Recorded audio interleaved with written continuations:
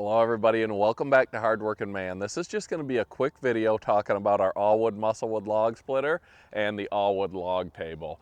After our last video we had quite a few questions and we hadn't run the Allwood in quite a while, and this is going to be the last time you'll ever see this splitter and this table on Hardworking Man because we sold it and the guy is on his way to pick it up right now. He's upgrading to this, which I think is one of the best setups for producing firewood from a log splitter standpoint from a county line. This guy's mind is going to be blown. He's going to absolutely love this thing, as we have. But like I mentioned before, we had an opportunity to get something new and exciting, and we always like to bring new content. So we had to sell this to do it, and that'll be coming to you soon. Now, we had never planned on selling this splitter or this table, as you can see by the fact that this table is what we put all of our other YouTube channel stickers on. We plan on just adding to this forever, but now it's being sold. We had a lot of questions about the table. What is it? How well does it work? How do you use it? How do you hook it up to the splitter? So I'm going to show you real quick, because you can still order these from Allwood Log Splitters.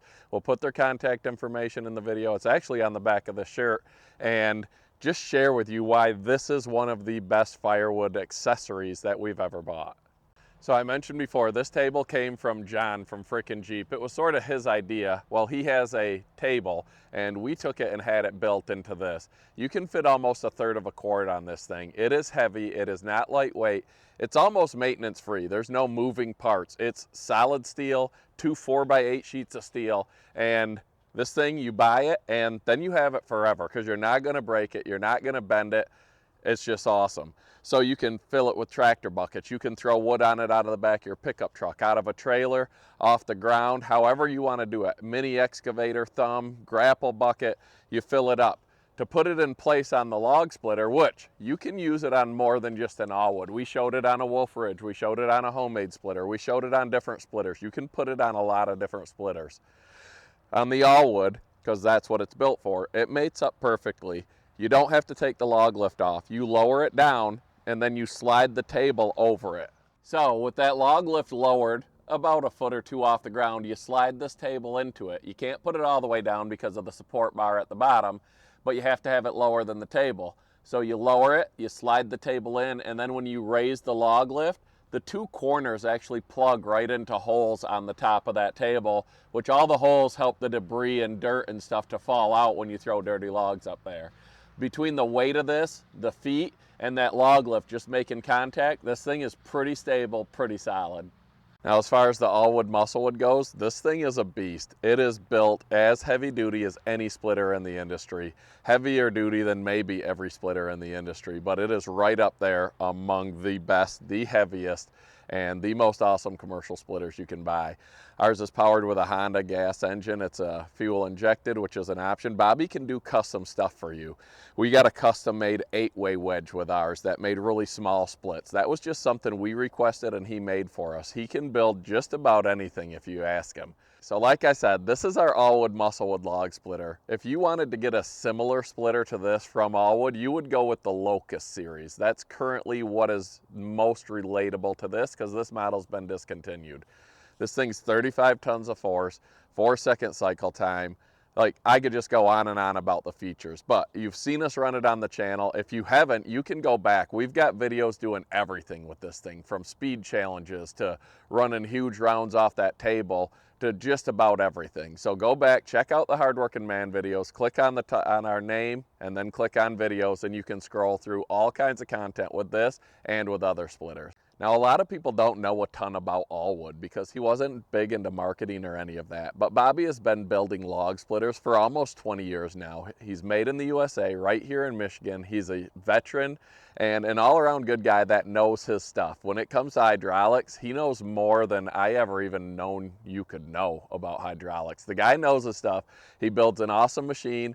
If you're in the market for a commercial log splitter and you don't check out Allwood, you're doing yourself a disservice. All right, so we all know commercial splitters are awesome, but they're expensive. And now I'm going to show you why you can't afford to not buy one.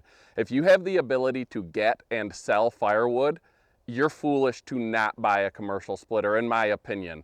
Can you make money with a box store style splitter? Absolutely, but you're cheating yourself out of a lot of profits.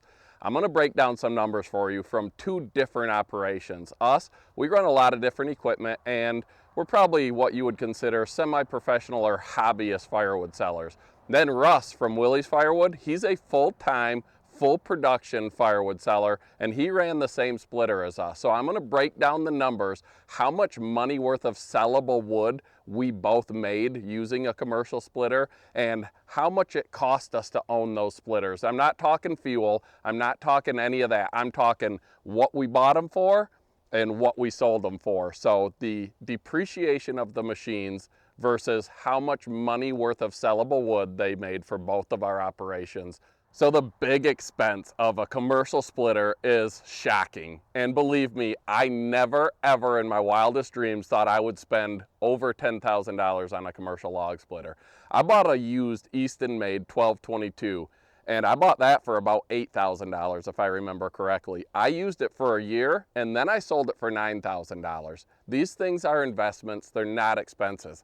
The Allwood, like I said, I bought this thing for $17,000. I sold it for $15,000, so $2,000 to use this thing for over 2 years. We made over 80 cord of wood that we sell for $450 a cord. So it allowed us to produce $36,000 worth of sellable firewood. Now, when I talked about buying that Eastonmade and this Allwood, I didn't have the money to buy either of them. I took loans out for both of them. And there will be people who say, you need to build your business debt-free. I think that is more of a older mentality, and that is a I grew up poor and I'm gonna stay poor mentality. Debt can be your friend. I'm not talking going out and buying a brand new motorcycle or a brand new boat and spending money on that. I'm talking debt as an investment, because like I showed, I borrowed $17,000 to buy this Allwood log splitter, and it netted me out a loss of $2,000 in depreciation, but I made $36,000 worth of sellable firewood. That's not $36,000 in profit, because there's fuel, there's time to get the wood or expenses to get the wood. There's other costs, so that's not all profit, but a lot of it is. And if I compare that to what I would have done on a box store splitter, the numbers are astounding, and that's for my small operation. So let me break down the numbers, the same 80 hours. A box store splitter, you arguably, one person working, make about a third of a cord an hour. So in that same 80 hours, instead of making 80 cords, I would have only been able to split 26.4 cords of sellable wood. So 80 versus 26.4. So that difference in production, 80 cords a year at $450 versus 26.4 cord a year at $450. So with the county line or the box store style splitter, I'm gonna be able to make about $12,480 worth of sellable firewood in the same time that I made $36,000 worth of sellable firewood with a commercial splitter. That's a difference of over $24,000 over a 2-year period that I was able to put in my pocket in the same amount of time. Now, before I talk about Russ's operation, which is amazing, the difference that you can have in production when you're a real life firewood guy, I'm gonna just bring up real quick the Camel City Mill socks, because this is the last day that you can order these and get them in time for Christmas. Rachel and I absolutely love these socks. This isn't a, oh my gosh, they're paying me to say it. They're not paying me to say this. We wear these exclusively when we have them clean. Rachel wears them in her tennis shoes, her work boots. I wear them, I go to them. I'll take off other socks and put these on when they come out of the laundry if I didn't have them available. We'll put a link in the description. You can save some money with our code. Get these now. They're running low on stock because they're selling like crazy, because they're recommended by Hardworking Man, so check it out. So now I'm gonna talk real quick about Russ from Willie's Firewood. Check out his channel, we'll put a link in the description. He's a full-time firewood guy, and he owned an Allwood musclewood log splitter just like me. He owned his for about 3.5 years, so he got his a little before mine. He put over 2,200 hours on his splitter. He bought it for $17,000 and just recently sold it for $12,500. So you can see 2,000 hours he got to run that machine for about $4,500. That's not a huge expense in the realm of business expenses. Now, in that 2,200 hours, because he logs what he sells, he made over 2,500 full cords of sellable firewood. So over a cord an hour. A lot of times he has Kevin or someone else helping with it. And again, this doesn't count bucking up, getting logs, all of that. He buys his logs. So he has expenses. This isn't pure profit.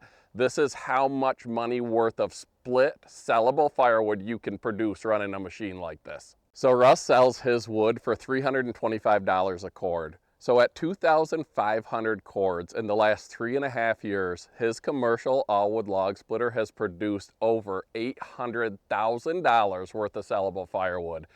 And it cost him $4,500 in depreciation over that 3.5 year span. This is why you can't afford to not buy a commercial log splitter if you have access to wood and the ability to sell it, because he would be cheating himself out of hundreds of thousands of dollars if he wasn't running a top of the line, high production commercial splitter. If he was running a box store style splitter in that same 2,500 hours, he would have been able to produce about $286,000 worth of sellable firewood. So that is an over $500,000 difference in production of sellable firewood. This isn't profits, so don't come at me saying you're not making that much money because of fuel and this and that. This is just hours on a splitter, amount of wood you can split in those hours. Over $500,000 difference for $4,500 of depreciation. So like I said, you might have to borrow money. I borrowed money to buy the Eastonmade 1222. I borrowed money to buy the Allwood musclewood. I then sold them. I made money while running them. If I hadn't borrowed that money, I would have given up over $20,000 in profits. If Russ, I don't know if he paid cash for his or borrowed it, but if he had to borrow the money and say he paid 10% interest, which would have amounted to maybe a couple $1,000 over the 3.5 year span, he still is making over $500,000 more worth of sellable firewood. Debt can be good when it comes to business. All right, now I know a lot of you guys watch Andrew from Eastonmade, and he did a video the other day about 2 different types of people in this world, and I've been both of those types of people. He says there's the people that are like, man, it must be nice, I can't afford that. I wish I could afford that. And then there's the people that are like, man, I want that. How do I afford it? How do I make it happen? He talked about like crack addicts. Like, they want crack. They get up and get it every day. They don't say, man, I wish I could get some crack. They go out and make it happen. So when I was younger, I used to be the guy that was like, man, I wish I could get this. I wish I had that. And then as I started learning and evolving and seeing what successful people did, I started becoming the guy that said, you know what, I'm gonna go get this. I want it, how do I get it? And sometimes debt is part of how you get it. Working hard is how you get it.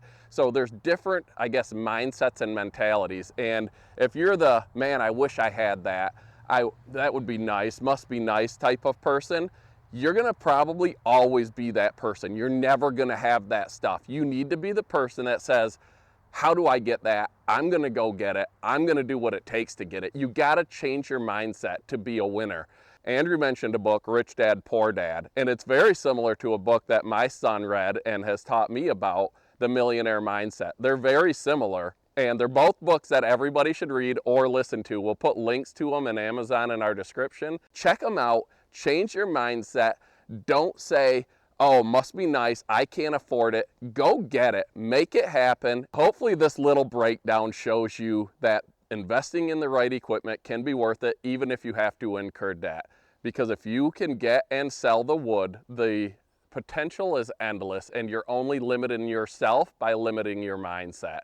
Stop cheating yourself out of huge profits. Now, if you're just splitting wood for your own use, like filling your own wood boiler or maybe some campfire wood, you probably don't need a commercial splitter. A box store splitter or a maul is all you'll really need. But I know a lot of people, including the guy who just bought my Allwood, that only split wood for themselves to burn in their own fire pits or their own wood stoves. And adding the commercial log splitter still can save you a lot of time to do other things, and it just makes it more enjoyable running a machine like this. I just wanted to touch on a few of the questions, the table, the splitter, who Allwood is, all of that, and say we're gonna miss this thing because it's been with us since very early on our channel, but always adapting, always changing, always bringing you something new. And if you want to know what that is, be sure to subscribe. Drop a comment down below. Let us know what you think we're getting. Is it another splitter? Is it a different piece of equipment? Is it another processor? It could be anything. You never know with me. So thanks for watching, guys. Hit the subscribe so you don't miss what's new and coming, and drop a comment down below, and don't forget the thumbs up. Have a great day.